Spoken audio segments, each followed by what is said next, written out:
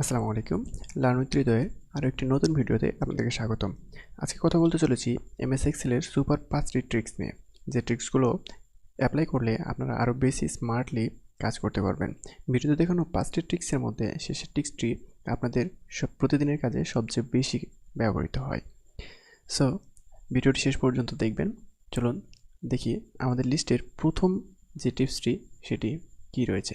আমাদের লিস্টের প্রথম যে ট্রিক্সটি রয়েছে সেটি হচ্ছে, আমাদের অনেক সময় এমন অনেক ফরম্যাট তৈরি করতে হয় বা এমন অনেক লিস্ট তৈরি করতে হয় যে লিস্টগুলো সংখ্যার শেষে পিস, কেজি বা ব্যাগ এরকম বিভিন্ন ইউনিট যোগ থাকে। যেমন আপনারা স্ক্রিনে এখন দেখতে পাচ্ছেন আমার এখানে একটি লিস্ট রয়েছে, laptop 1 piece, mobile phone 5 piece, etc. তো এই যে আমি এই লিস্ট তৈরি করেছি, এই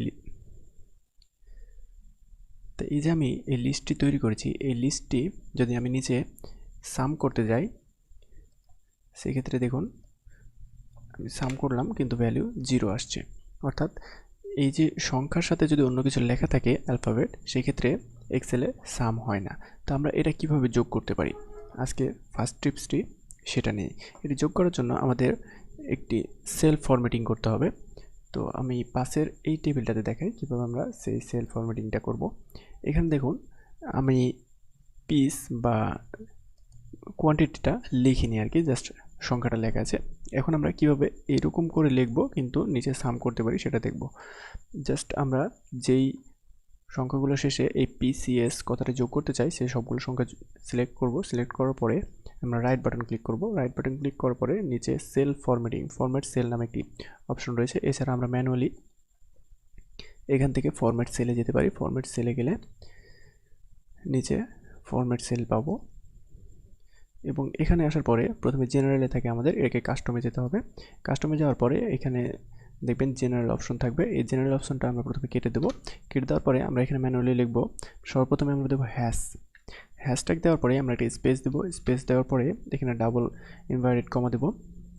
ডাবল ইনভার্টেড কমা দেওয়ার পরে আমরা যেহেতু এখানে পিসিএস কথাটা লিখতে চলেছি, সেহেতু আমরা পিসিএস কথাটা লিখব, পিসিএস ডট, এরপরে আমরা আবার ডাবল ইনভার্টেড কমা দেব, তারপরে এন্টার দেব। দেখুন এখানে কিন্তু অটোমেটিক যে সংখ্যাগুলো আমরা সিলেক্ট করেছিলাম সবার পরে পিসিএস কথাটি চলে আসছে। এখন যদি আমরা এটাকে যোগ করতে যাই তাহলে দেখুন ম্যাজিক, দেখুন অটোমেটিক সবগুলো সিলেক্ট হয়েছে, এন্টার, দেখুন 92 পিসিএস। দেখুন এটা কিন্তু এখন যোগ করতে পারছি, কিন্তু এখানে যদি আমরা অটোসাম করতে যাই তাহলে কিন্তু আমরা পারছি না। সো বন্ধুরা, এটা ছিল আজকের ভিডিওর প্রথম টিপস। আশা করি এটি আপনাদের অনেক কাজে আসবে। এরপরে আমাদের ভিডিওর দ্বিতীয় যে টিপসটি রয়েছে সেটি হচ্ছে, অনেক সময় আমরা দেখি আমাদের লেখাগুলো কপি করার প্রয়োজন হয়। তা আমরা যদি এই পুরো টেবিলটা কপি করতে যাই তাহলে আমরা জাস্ট Ctrl+C ক্লিক করি, এরপরে আবার যেখানে যে পেস্ট করতে যাই সেখানে গিয়ে Ctrl+V প্রেস করি, অথবা ম্যানুয়ালি এখান থেকে কপি পেস্ট করি। কিন্তু আমরা এত কিছু না করে শুধুমাত্র এই যে টেবিলটা আমরা কপি করতে চাই বা যে লেখাটি আমরা কপি করতে চাই সেটিকে সিলেক্ট করব। সিলেক্ট করার পরে এই যে পাশেই ধরলে এরকম একটি আমাদের মাউসটা এরকম স্টার আকারে দেখায়, এখানে ক্লিক করে ধরে আমরা জাস্ট টান দেব। দেখুন এটা কিন্তু এখান থেকে এখানে চলে আসছে। এটা জাস্ট কাট হয়েছে, কিন্তু কপি করার ক্ষেত্রে আমাদেরকে কন্ট্রোল প্রেস করে তারপরে ড্র্যাগ অ্যান্ড ডাউন করতে হবে। কন্ট্রোল প্রেস করে যদি আমরা ড্র্যাগ অ্যান্ড ডাউন করি সেক্ষেত্রে আমাদের এটা কাট হবে না। তো আমি এখানে দেখাই, আমি জাস্ট কন্ট্রোল ধরেছি। এবার যদি আমি এটাকে ড্র্যাগ করি দেখুন এখানেও রয়ে গেছে এবং আমার যে টেবিলটি রয়েছিল সেটি এখানেও এসছে। এক্ষেত্রে আমরা এভাবে কপি পেস্ট করতে পারি। এছাড়াও কপি পেস্ট করার ক্ষেত্রে আমাদের আরেকটি প্রতিবন্ধকতা যেটা আসে সেটা হচ্ছে, আমাদের যখন লার্জ কোনো ডাটা থাকে সেই লার্জ ডাটাটা আমরা পুরোটা কপি করতে চাই না। কিছু নির্দিষ্ট সেল আমরা যদি কপি করতে চাই সেক্ষেত্রে আমাদের, যদি আমরা এখান থেকে এই নতুন একটি সেলে আমার এখান থেকে কিছু সংখ্যক ডাটা আমি নিয়ে যেতে চাই, যেমন আমি এই 1 নম্বর ডাটাটি নিতে চাই, সেক্ষেত্রে আমি Ctrl+C প্রেস করি, প্রেস করে এখানে এসে আবার পেস্ট করি।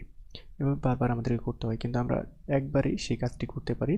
সেটি হচ্ছে এখান থেকে এই যে ক্লিপবোর্ড অপশনটি চালু করার মাধ্যমে।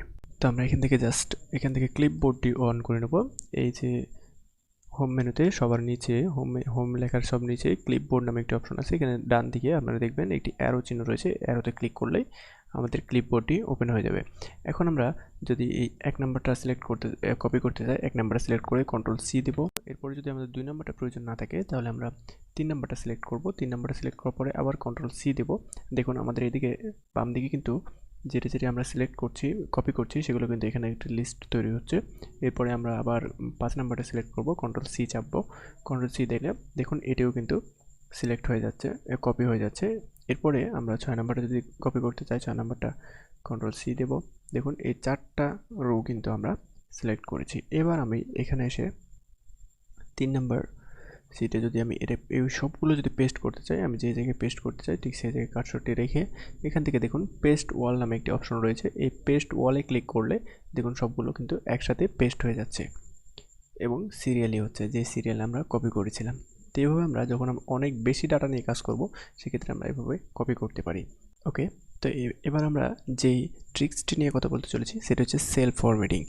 সেল ফরম্যাটিং আমরা যখন অনেক বড় কোনো সেল নিয়ে কাজ করি, অনেক বড় কোনো ডাটা নিয়ে কাজ করি, সেক্ষেত্রে আমাদের এই সেল ফরম্যাটিংটা অনেক বেশি কাজে দেয়। যেমন আমি এখানে একটি ডাটা আপনাদের জন্য তৈরি করেছি, এটি স্যালারি শিট। এখানে দেখুন বেশ কিছু সেল আমাদের পুরো ডাটাটা শো করছে না।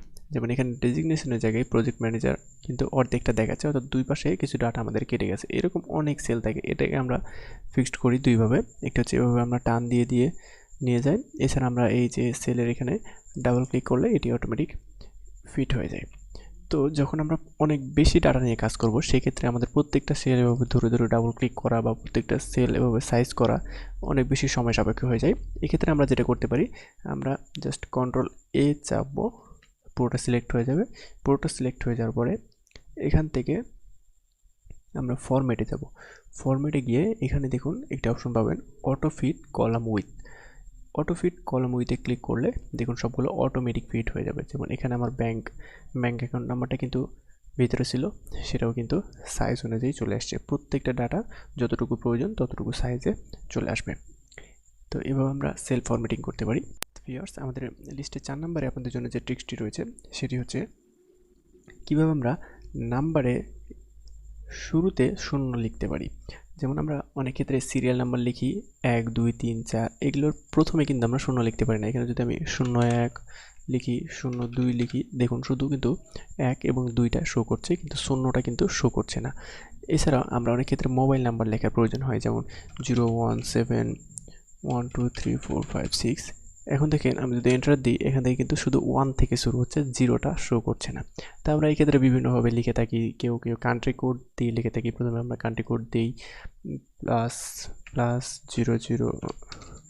+00 এভাবে কান্ট্রি কোড দিয়ে শুরু করতে থাকি, কিন্তু আমরা প্রপারলি 0 দিয়ে শুরু করতে পারি না। এর জন্য আমরা যেটা করতে পারি সেটা হচ্ছে নাম্বারের পূর্বে 0 লেখার জন্য খুব সহজ একটি টিপস হচ্ছে, আমরা এখান থেকে জাস্ট যে সেল ফরম্যাটিং, এখানে যে জেনারেল রয়েছে, এই জেনারেল থেকে আমরা এটাকে টেক্সট করব। সবার নিচে আসলে আপনারা টেক্সট অপশন পাবেন। টেক্সট করে দেওয়ার পরে আমরা যদি এখন এখানে 0 দিয়ে শুরু করি, 017, দেখুন এন্টার দিলে কিন্তু 0টা থাকছে। কিন্তু এখানে যদি আবার 017 লিখি, তখন কিন্তু 0টা আসছে না। আবার যদি এটাকে আমরা টেক্সট ফরম্যাটে করি, এই পুরোটাকে যদি আমরা নাম্বার যতটুকু লিখবো পুরোটা সিলেক্ট করে জাস্ট আমরা টেক্সট ফরম্যাট করব। এবার যদি আমরা 017, দেখুন সবগুলোই কিন্তু 0 আসবে। দেখুন সুন্দর কিন্তু 0 চলে আসছে। তো এরপরে 5 নাম্বার এবং সবার শেষ যে ট্রিক্সটি আপনাদেরকে দেখাতে চলেছি সেটা হচ্ছে, আমরা যখন অনেক বেশি ডাটা নিয়ে কাজ করি, যেমন এখানে একটি বড় ডাটা আপনারা দেখতে পাচ্ছেন। এইসব বড় ডাটা নিয়ে কাজ করার ক্ষেত্রে যখন আমরা নিচে স্ক্রল করতে করতে নিচে আসি, তখন এই যে এখানে 31 লেখা রয়েছে, এটা কিসের, মানে এটা কোন কলাম সেটা আমরা বুঝতে পারি না। অর্থাৎ আমাদের যে উপরে হেডিংটা এটা ঢেকে যায়, উপরে চলে যায়। তো এই ক্ষেত্রে আমাদের বারবার উপরে গিয়ে দেখে আসতে হয় যে এটা কোন কলাম। এই বারবার উপরে গিয়ে দেখে আসা এবং আসার পর এন্ট্রি করা, এটা আমাদের অনেকটা সময় লস করে। তো এটা যাতে আমাদের করতে না হয়, সেজন্য আমরা যেটা করতে পারি, আমরা এই যে আমাদের হেডিংটা রয়েছে এটিকে আমরা ফ্রিজ করে ফেলতে পারি। তো এটি ফ্রিজ করার জন্য আমরা জাস্ট সিম্পলি যেই রোটা আমরা ফ্রিজ করতে চাই সেই রোর নিচের রোটা আমরা সিলেক্ট করব। যেমন আমি এটা আমি ফ্রিজ করতে চাই, আমি এটার নিচেটা সিলেক্ট করব। এরপরে আমরা জাস্ট এখান থেকে সিম্পলি ভিউ অপশনে যাব। ভিউ মেনুতে যাওয়ার পরে এখানে দেখুন ফ্রিজ প্যান্স নামে একটি অপশন রয়েছে। ফ্রিজ প্যান্সে ক্লিক করলে এখানে প্রথম যে অপশনটি রয়েছে ফ্রিজ প্যান্স, এই ফ্রিজ প্যান্সে ক্লিক করব। দেখুন আমাদের এই রোটি কিন্তু এখন ফ্রিজ হয়েছে। এখন যদি আমি নিচে যাই, দেখুন আমি নিচে আসছি কিন্তু আমার এই যে হেডিংয়ের যেই রোটি এটি কিন্তু নিজের অবস্থানেই রয়েছে, এটি কিন্তু যাচ্ছে না। এখন আমরা যেখানে খুশি সেখানে আমাদের ডাটা এন্ট্রি করতে পারি। তো এই ট্রিক্সটি কিন্তু আমাদের প্রতিনিয়তই যখনই আমরা বড় কোনো ডাটা নিয়ে কাজ করি তখন আমাদের প্রয়োজন হয়ে থাকে। তো এটি আশা করি আপনাদের প্রতিদিনের কাজের ক্ষেত্রে অনেকটা সহযোগিতা করবে। আর এই ভিডিওতে দেখানো প্রত্যেকটা ট্রিক্সগুলো যদি আপনাদের একটু হলেও উপকার এসে থাকে তাহলে অবশ্যই ভিডিওটি একটি লাইক করবেন এবং প্রতিদিন এইরকম এক্সেল রিলেটেড ভিডিও পাওয়ার জন্য আমাদের চ্যানেলটি সাবস্ক্রাইব করবেন এবং পাশে থাকা বেল আইকনটি অবশ্যই অন করে দেবেন, যার ফলে আমাদের প্রত্যেকটি ভিডিওর নোটিফিকেশন আপনাদের কাছে চলে যাবে। তো আজকের মতো এ পর্যন্তই। ভালো থাকবেন সবাই। ধন্যবাদ সবাইকে। আসসালামু আলাইকুম।